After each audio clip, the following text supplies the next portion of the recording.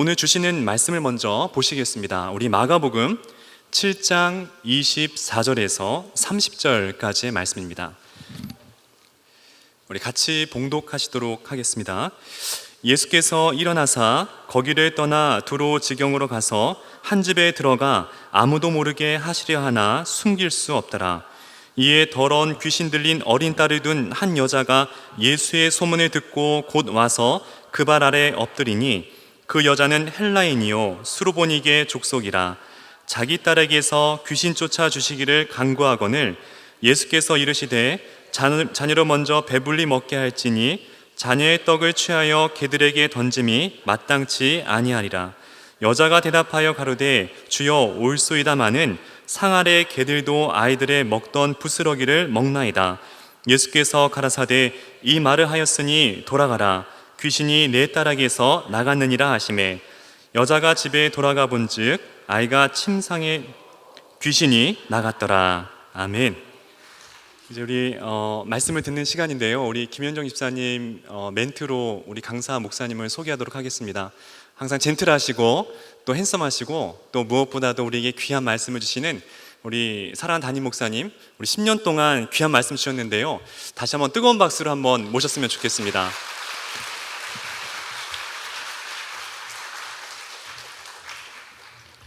아, 10년이 됐어요.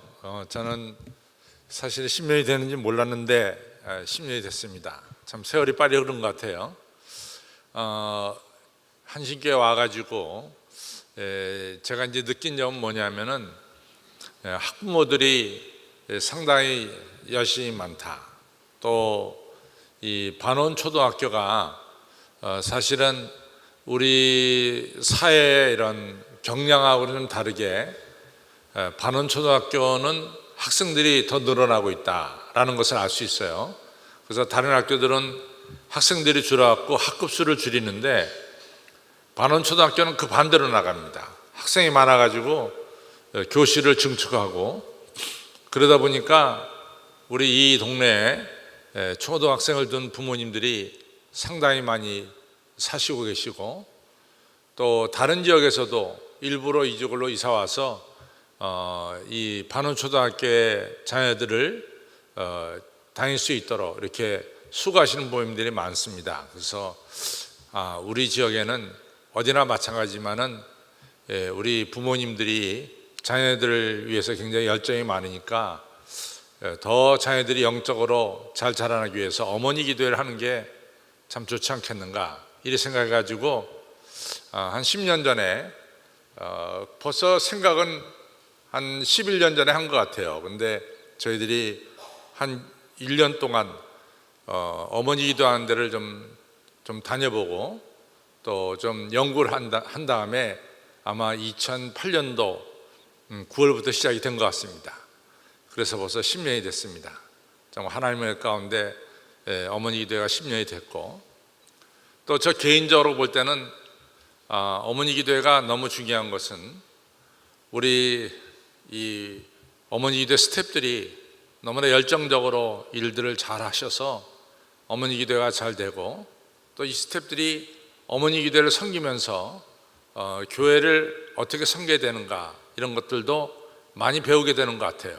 그래서 우리 교회가 이같이 이제 어머니 기도회에서 수고하시고 또 여신도에서도 수고하시고 이러면서 교회 일꾼들이 자라는 것을 볼 적에 저 개인적으로 볼 때는 너무 기쁩니다.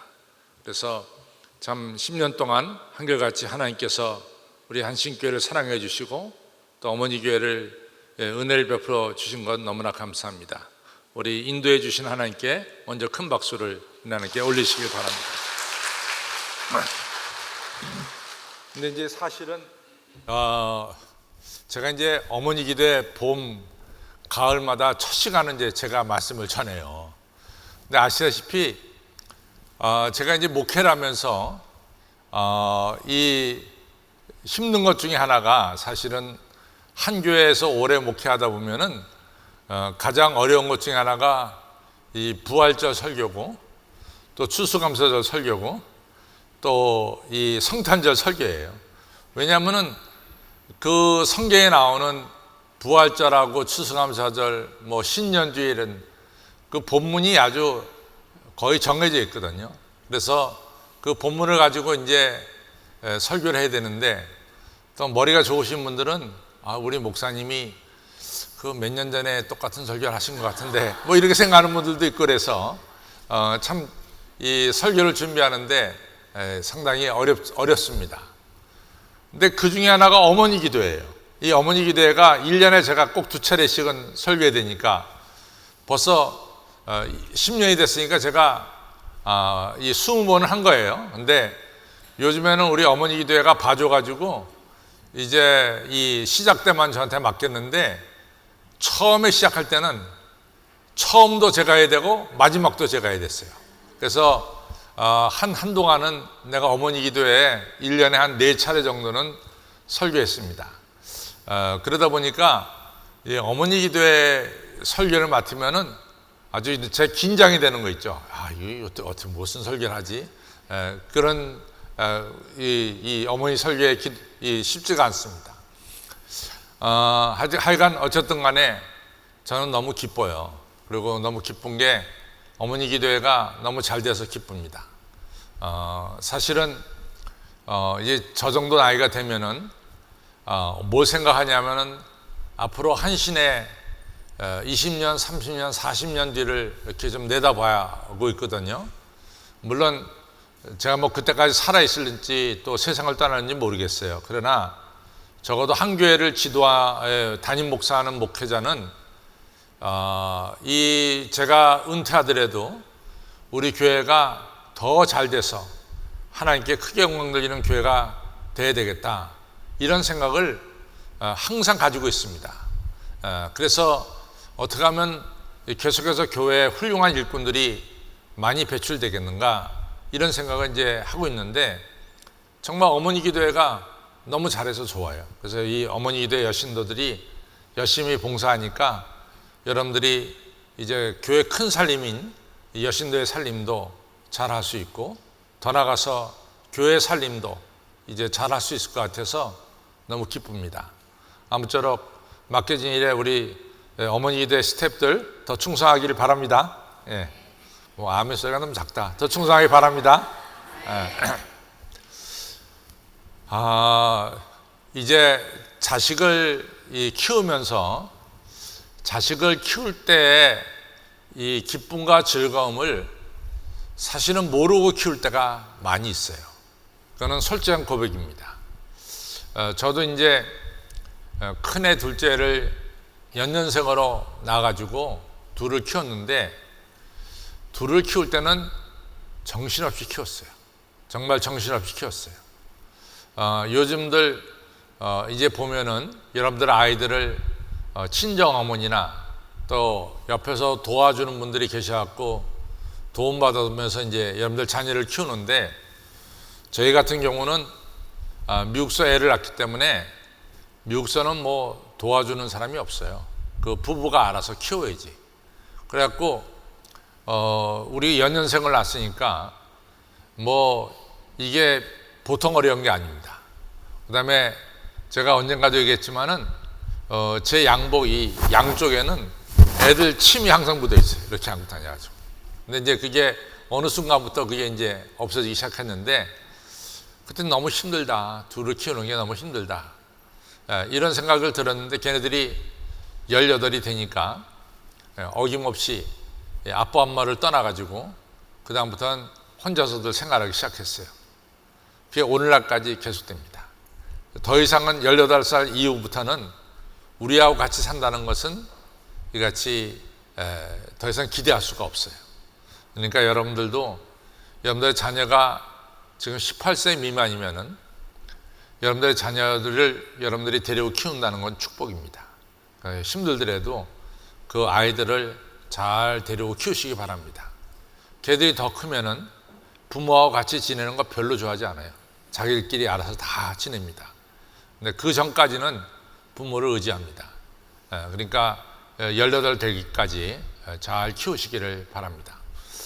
근데 18 되면 애들이 이제 아빠 엄마를 떠나게 되는데, 애들이 떠나게 될 때 여러분들이 자녀들에게 주고 싶은 말이 뭘까?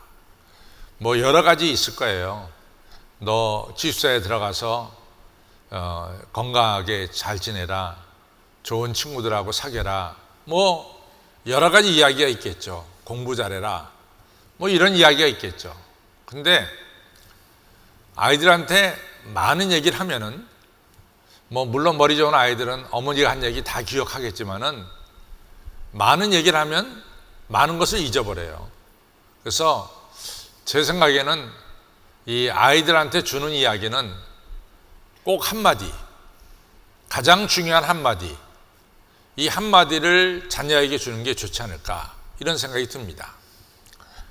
미국의 어느 어머니가 아들을 이제 대학에 보내면서, 이분이 서부에 살았는데 저 동부에 있는 대학에 보내면서 기숙사를 보내면서 어머니가 딱 한마디만 합니다.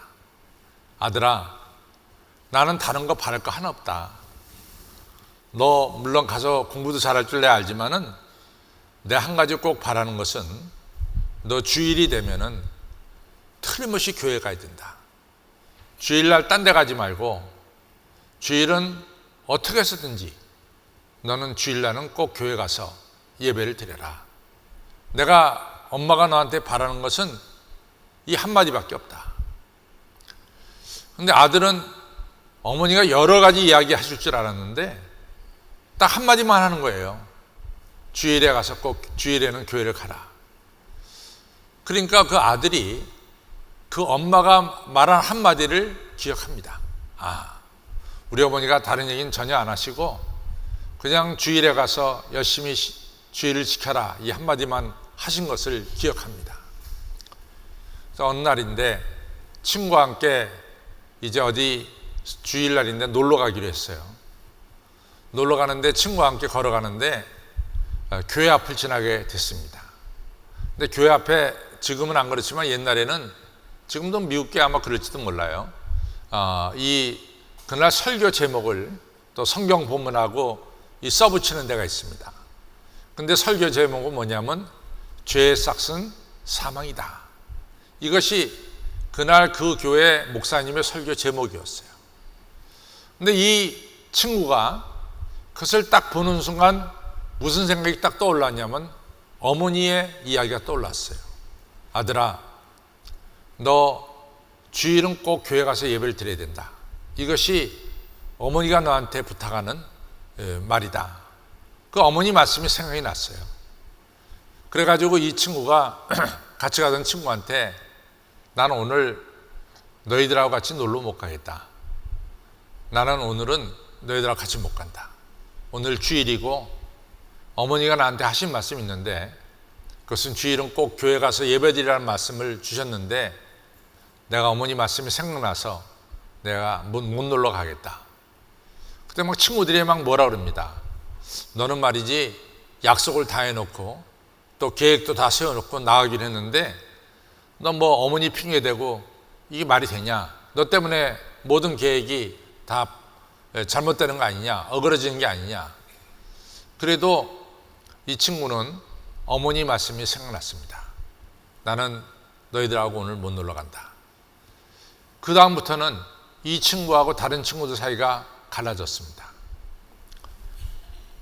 그로부터 30년 뒤에, 그로부터 꼭 30년 뒤에 미국의 대통령이 취임식을 하는 날입니다. 바로 30년 뒤에 이 미국의 대통령이 된 분이 클리브런드 글로버라는 분이 미국 대통령이 됐어요. 그분이 바로 뭐냐? 30년 전에 주일에 어머니 말씀이 기억나서 교회 간 그 청년이 30년 뒤에 미국의 대통령이 됐습니다. 미국 대통령 취임식하는 날 이같이 삐라가 뿌려지고 신문사들이 같이 특별 삐라가 뿌려질 때 감옥 속에 있던 어떤 분도 그 삐라를 받게 됐습니다. 그 삐라를 보면서 말없이 눈물을 흘려요. 바로 30년 전에 이 클리브런드 대통령과 함께 놀러 가기로 약속하고 클리브런드 대통령은 그 교회로 들어갔고 이 친구는 계속해서 놀러 간 친구입니다. 그때부터 이제 둘이서 헤어졌는데 바로 주의를 지킨 이 클리브런드 대통령은 30년대에 미국의 대통령이 됐고 또 주의를 우습게 여긴 그 친구는 결국은 범죄자가 돼서 30년 뒤에 감옥에서 친구가 대통령이 되는 것을 볼 수밖에 없었죠. 여러분들 자녀들에게 무슨 말씀을 주시고 싶어요? 좀 생각해 보십시오. 만약에 여러분들 자녀가 여러분들 곁에서 떠나서 어디 미국으로 간다, 또 다른 나라 유학 간다, 그럴 때 여러분들이 자녀에게 딱 한마디를 한다면 어떤 말씀을 자녀들에게 주고 싶습니까? 좀 생각해 보세요. 우리가 자녀들에게 한마디를 한다면 어떤 한마디가 가장 중요할까? 잘 생각해 보시기 바랍니다. 아브라함 링컨 어머니가 둘 있죠. 하나는 낳으신 어머니 낸시가 있고 또 하나는 기른 엄마 사라가 있습니다. 아브라함 링컨은 두 어머니에게서 다 영향을 받았어요. 이제 낳은 어머니는 밀크 피버라고 하는 이 병에 걸리죠. 밀크 피버는 딴 게 아니라 그 당시에는 우리가 지금은 소에서 이 젖을 짤 때, 우유를 짤 때 잘 소독해서 여러분과 저에게 식탁에 올라오지만은 예전만 하더라도 소에서 젖을 짜면은 그대로 먹는 경우가 많이 있어요. 근데 그 소가 만약에 감염이 돼가지고 이 젖을 짜면은 그 소가 감염된 병이 그대로 마시는 여러분과 저에게 그대로 옮겨지는 거예요. 근데 아브라함 링컨의 어머니 낸시가 밀크 피버라고 하는 그 우유 안에 들어있는 이 병을 갖다가 병이 있었는데 그걸 마셔서 일주일 안에 열병으로 돌아가셨어요. 그래서 이 링컨의 어머니 낸시는 정말 안타깝게 이 세상을 떠나게 됩니다. 그때 낸시가 일주일 동안 살면서 아들에게 딱 한 날을 남겼습니다. 그때 아브라함 링컨 나이가 9살인데 9살 난 아들한테 너는 매일 성경을 꼭 읽어라. 매일 성경을 읽어라. 그거 한마디였어요. 다른 얘기 전혀 하지 않고 아들 에브라함아 너는 매일같이 성경을 읽어라. 에브라함 링컨이 그 어머니 말씀 듣고 매일같이 성경을 읽었죠.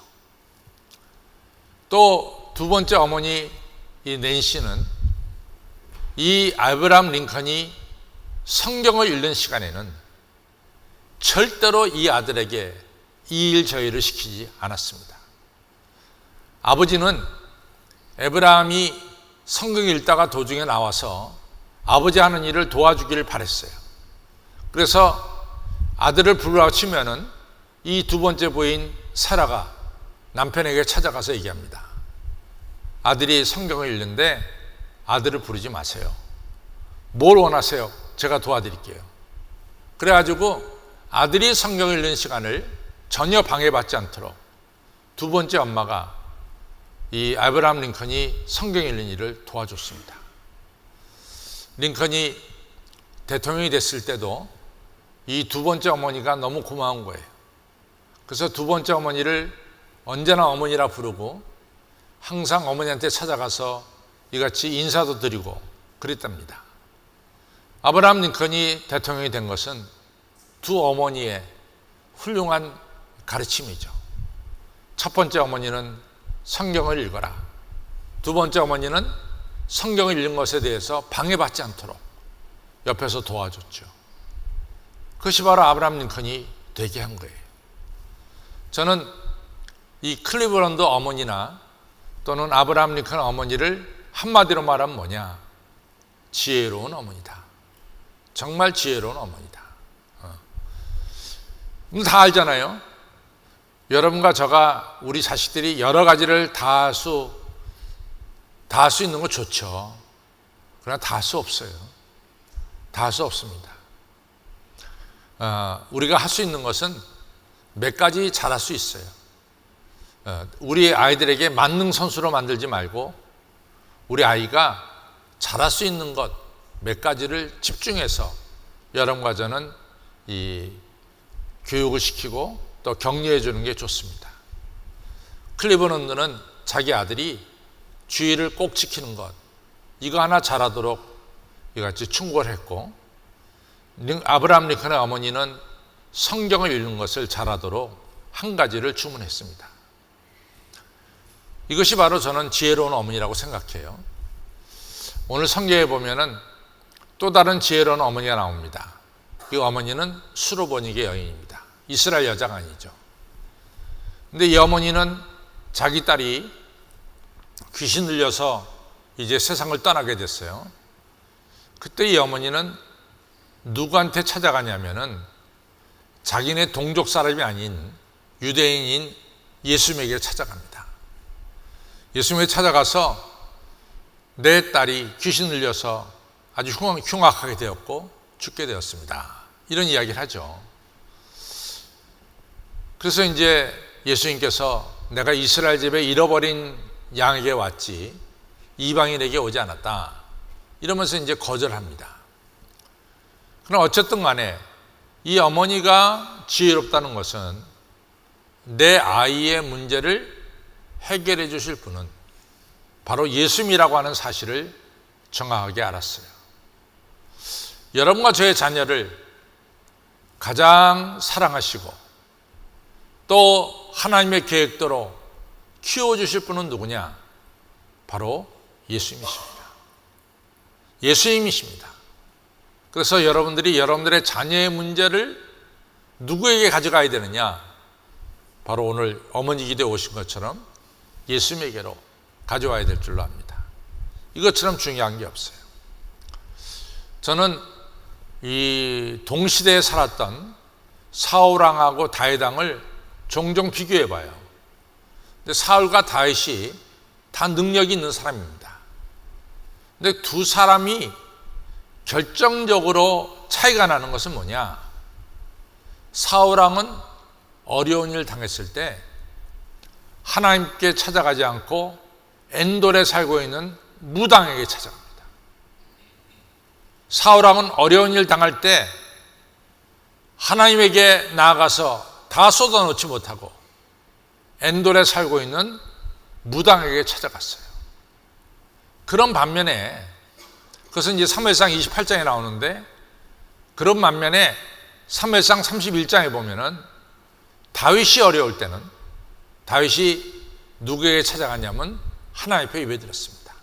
사무엘 30장에 보면 다윗이 에봇을 가져오라고 그러고선 시글락이 불났을 때 먼저 하나님께 엎드려 기도하고 예배하는 것을 예배드리는 것을 볼 수 있습니다. 여러분과 여러분의 자녀들을 누구에게 이제 가져가야 되느냐? 두말할 거 없습니다. 지혜로운 어머니는 여러분에게 선물로 주신 자녀를 선물로 주신 하나님께로 그 문제를 가져갑니다. 이 어머니 기도회로 가져오는 거예요. 여러분들 꼭 먼저 하나님께로 여러분들의 자녀의 앞날을 위해서 기도하시고 가져오시기를 바랍니다. 제가 이제 얼마 전에 설교를 한 것 중에 무슨 설교를 했냐면은 이 베드로가 예수님을 3번 모른다고 부인한 것에 대해서 제가 이제 설교했죠. 그래서 요한복음 21장은 사실은 요한복음 20장에서 끝나도 되지만은 요한복음 21장은 나중에 덧붙여진 장 같다. 이런 이야기도 제가 드렸어요. 왜냐하면 요한복음 20장에 벌써 이미 결론이 났거든요.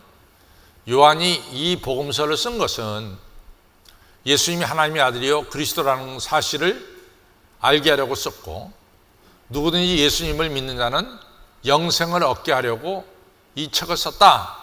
이러면서 요한복음 20장에 결론을 맺었어요. 근데 느닷없이 21장이 또 나오는 거예요.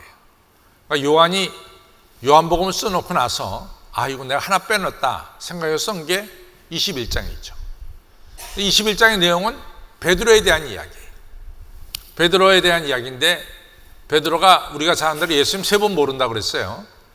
근데 이제 예수님이 베드로에게 요한의 아들 시몬아, 네가 나를 사랑하느냐 이렇게 첫 번째 물었죠. 그때 이제 네가 첫 번째는 네가 나를 사랑한다라고 했지만은 실패했다. 두 번째 내가 너한테 묻는데, 두 번째 기회에 너를 묻는데 너는 정말로 이제는 진실로 나를 사랑하느냐, 이걸 이제 첫 번째 물어본 거죠. 근데 예수님이 두 번째 또 물어봐요. 요한의 아들 시몬아, 네가 나를 사랑하느냐. 그때 베드로가 내가 주님을 사랑하는 줄 주께서 아시나이다라고 대답하죠.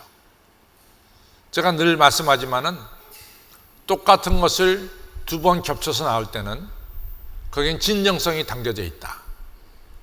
그래서 미가서 6장 8절에 미가서에 나오기를 너희가 이같이 공의를 행하고 내가 인자를 사랑하고 겸손히 하나님과 동행하는 것이 하나님의 뜻이다, 이런 말씀이 나옵니다. 우리가 공의를 행한다는 것은 우리가 올바르게 살라 이 얘기죠.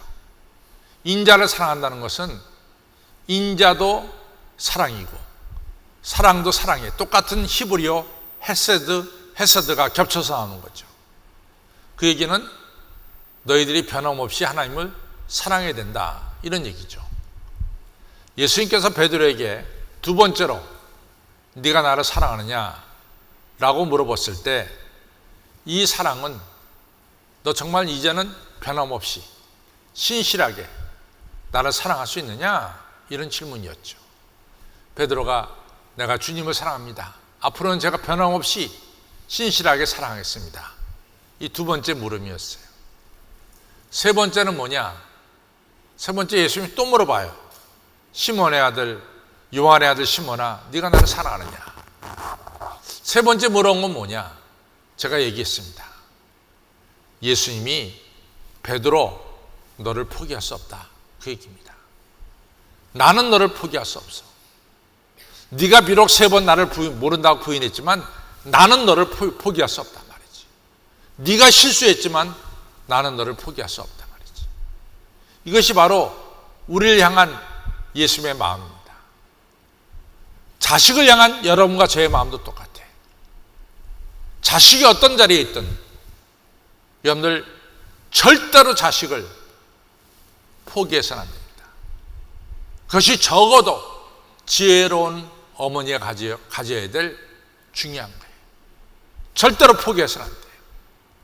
오늘 수르보니 여인이 모욕을 당해요. 이 주인의 아들에게 줄 떡을 개들에게 던짐이 마땅치 않다. 개가 뭡니까? 천대받는 거였거든요, 성경에서는. 근데 이방인을 개라고 여겼다고요. 유대인에게 줄 떡을 수르보니게 여인, 너희 개들에게 던짐이 마땅치 않다. 너는 합당치 않다. 그럴 때 이 수르보니게 여인이 물러서지 않습니다. 물러서지 않습니다. 개들도 주인의 상에서 떨어지는 부스러기를 먹나이다. 물러서지 않는 거죠. 포기하지 않는 거죠. 바로 이 수르보니 여인의 지혜로운 여인이라는 것은 자기 딸에 대한 포기가 없습니다. 저는 모세가 된 것은 그냥 모세가 된 게 아니에요. 그 어머니 요게벳과 그 아버지 아브람과 그 누이 미리암이 있었기 때문에 모세가 된 거죠. 모세는 요단강에 던져질 수밖에 없어요. 그러나 우리가 모세 이야기를 자세히 보면은 그 어머니가 모세가 강물에 떠내려가지 않도록 이같이 갈대 상자를 만들었는데 갈대 상자에 물이 들어오지 않도록 다 막았어요. 역청으로 다 막았어요. 그리고 그 안에 모세를 집어넣고 모세가 떠내려가지 않도록 갈대가 많이 있는 곳에 이같이 갈대 상자를 놓은 거예요. 왜냐하면 물이 흘러도 갈대가 많으니까 떠내려가지 않죠. 그 다음에 이 바로 딸이 언제 나와서 목욕하느냐, 그 시간을 정확하게 재가지고 그 시간에 딱 맞게 모세를 갖다가 갈대 상자에 넣어서 띄운 거예요. 그리고 열심히 기도했겠죠. 모세 어머니가 할 수 있는 일을 최대한 다 했어요. 그리고 기도했습니다. 우리 아이를 살려주시고 저 바로 딸이 국률의 마음을 품을 수 있도록 하나님 우리 아이를 살려주십시오. 그 기도가 상달됐죠. 아이가 갈대 사이에서 울 때 공주가 그 갈대 상자를 가져와라. 열어보는 순간 이 아이가 히브리 아이라는 것을 당장에 알아봤습니다. 그러나 공주의 마음이 이 아이에 대한 국률의 마음을 품고 모세를 키우게 된 거죠. 여기에 모세 어머니 요게벳, 포기하지 않는, 자식을 향한 포기하지 않는 이러한 귀한 사랑과 열정을 볼 수가 있습니다. 여러분들 자녀들이 어떠한 자리에 있든 여러분들 자녀들에 대한 여러분들의 수고와 기도와 그리고 열정이 절대로 그쳐지지 않도록, 난 이제 포기했어, 그런 말이 여러분들에게는 없도록 여러분들 늘 자녀들을 위해서 기도하시고, 그리고 자녀들을 향한 여러분들의 기대가 계속되기를 바랍니다. 그것이 지혜로운 엄마예요. 세 번째는 이 수로보니 여인의 장점 뭐냐? 우리 아이가 주인의 상에서 떨어지는 부스러기 은혜를 받아서 먹고 삽니다. 은혜가 아니면 살 수가 없습니다. 저는 예수님의 은혜를 이 아이가 받아야 된다고 생각합니다. 이것이 바로 이 수로보니 여인의 세 번째 특징이에요. 은혜 받아야 된다.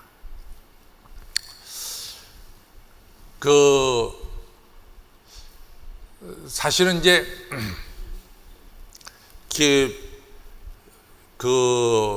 우리가 이제 내가 아주 가까운 집하고 우리 집하고를 보면은, 우리 집은 우리 어머니가 우리 아이들을, 자녀들을 방목했다고 저는 생각을 해요. 방목. 별로 신경 안 났어요. 근데 나만 그렇게 생각한 게 아니라, 근데 얼마 전에 이제 미국 가서 이제 그 얘기했더니 내 밑에 동생이 있는데 그 밑에 동생도 그러더라고요. 우리 어머니가 우리를 방목시켰죠. 그래요. 나만 느낀 게 아니라 내 동생들도 똑같이 느꼈어요. 근데 우리 어머니가 한 가지를 놓치지 않은 게 뭐냐면은, 우리가 하나님의 은혜가 아니면 안 된다는 사실을 놓치지 않았어요. 그래서 항상 우리한테 하는 얘기가, 너희들이 하나님의 은혜를 받지 않으면 어떤 사람이 되겠냐?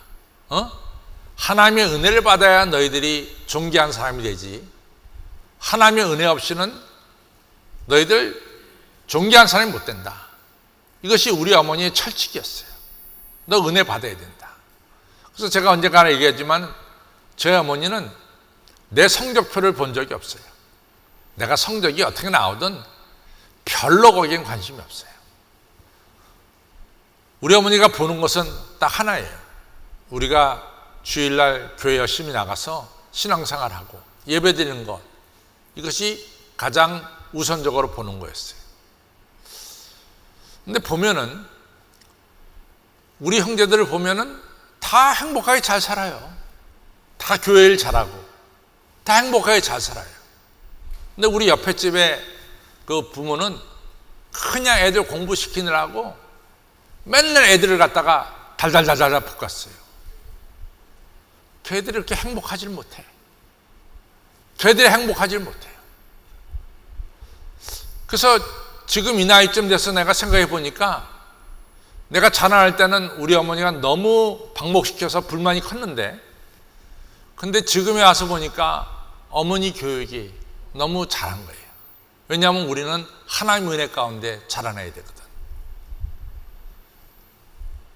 참 중요한 게 하나님의 은혜입니다. 여러분들 자녀들이 하나님의 은혜 가운데 자라나야 돼요. 너무 끼고 말이지, 너무 그럴 필요 없어요. 가장 중요한 것을 딱 하나를 붙잡는 거야. 우리 아이가 하나님의 은혜 가운데 자라나야 되겠다. 이거 중요한 것을 붙잡는 거예요. 이거 놓치지 말아야 되는 거예요. 그리고 약간의 방목도 중요해요. 왜냐하면 자립심이 생겨. 약간의 방목은 자립심이 생겨요. 난 지금까지도 내가 우리 부모한테 어떤 덕을 봐야 되겠다, 난 꿈에도 생각한 적이 없어요. 꿈에도 생각한 적이 없어요. 빨리 내가 뭔가 돼가지고 그래도 뭐 부모님을 잘 섬겨야 되겠다 이런 생각을 가졌지, 내가 우리 부모한테 어떤 덕을 봐야 되겠다, 저는 별로 생각한 적이 없습니다. 여러분들의 자녀들을 갖다가 약간 방목시키면은 걔들이 자립심이 생깁니다. 하나둘 다 챙길 필요가 없어요. 다 얘들이 알아서 할 수 있는 능력을 하나님이 주셨어요. 그 대신 한 가지를 꼭 붙잡아. 그건 뭐냐? 은혜 가운데 자라나야 된다. 하나님 은혜 받는 일을 꼭 이같이 놓치지 않기를 바랍니다. 그래서 지혜로운 어머니는 제가 3가지가 있다 그랬어요. 우리 첫째 지혜로운 어머니는 자기 자식을 누구에게로 데려간다? 예수님에게로 데려가. 예수님에게로 데려가. 두 번째 지혜로운 어머니는 자기 자식에 대해서 절대로 포기하지 않아. 어떤 경우에 있어도 자기 자식에 대한 기대와 그리고 열정을 포기하지 않습니다. 세 번째 지혜로운 어머니는 우리 자식을 하나님의 은혜 가운데 키웁니다. 은혜가 제일 중요해. 너 은혜 받아야 된다. 이 3가지가 바로 내 자녀를 이 땅과 세계에서 귀하게 쓰임받는 자녀로 키우게 되는, 또 자라나게 되는 비결이 될 줄로 믿습니다. 이 3가지 꼭 기억하시고 자녀를 잘 키우시는 우리 어머니 기도에 참석한 분들 되고 우리 어머니 기도의 스태프들이 되시기를 주님의 이름으로 부탁을 드립니다. 잠깐 기도하고 이번에 수험생들 어머니들 다 나오세요. 우리 같이 기도하겠습니다. 잠깐 제가 먼저 기도합니다. 하나님 아버지 감사합니다. 어머니 기도회를 시작한 지가 벌써 10년 동안 됐습니다. 10년 됐습니다. 10년 동안 한결같이 하나님께서 어머니 기도를 축복해 주심을 감사합니다. 저에게 어머니 기도회를 통해서 많은 어머니들이 와서 자녀를 위해서 눈물 뿌려 기도하고, 또한 자녀들을 하나님 말씀대로 키워야 되겠다고 결심도 하고 결단도 하면서 자녀를 키울 수 있도록 은혜 주심을 감사합니다. 기도로 키운 자식은 망하지 않는다 그랬는데, 어머니 기도에 와서 자식을 위해 기도한 모든 기도가 우리 자녀들 앞날에 다 이루어질 줄 의심 없이 믿습니다. 아버지 축복해 주시고 우리 자녀들 하나님의 계획대로 이 땅과 세계에 귀하게 쓰임받게 하여 주옵소서. 언제나 우리 자녀들을 예수님께로 데리고 나오는 지혜로운 어머니가 되며, 아버지 하나님, 내 사랑스러운 아들, 딸에 대해서 어떠한 경우에든지 포기하지 않는, 또한 계속해서 자녀들을 위해서 기도하고 열정을 가지고 아버지 저들을 위해서 수고하는 아빠 엄마가 되도록, 포기하지 않는 엄마 아빠가 되도록 저희들 붙들어 주시고, 우리 아이들을 은혜의 길로, 은혜 받는 길로 인도하는 지혜로운 어머니들이 다들 되도록 축복하여 주시옵소서. 선물로 주신 자녀들, 이 땅과 세계에 귀하게 쓰임받는 우리 자녀들 다 되도록 축복하여 주옵소서. 이 자녀들을 잘 키울 수 있는 믿음도 주시고 건강도 주시고 지혜도 주시고 능력도 주시고, 또한 하나님 물질도 허락하여 주시옵소서. 감사하며 예수님의 이름으로 간절히 기도로 싸움나이다. 아멘.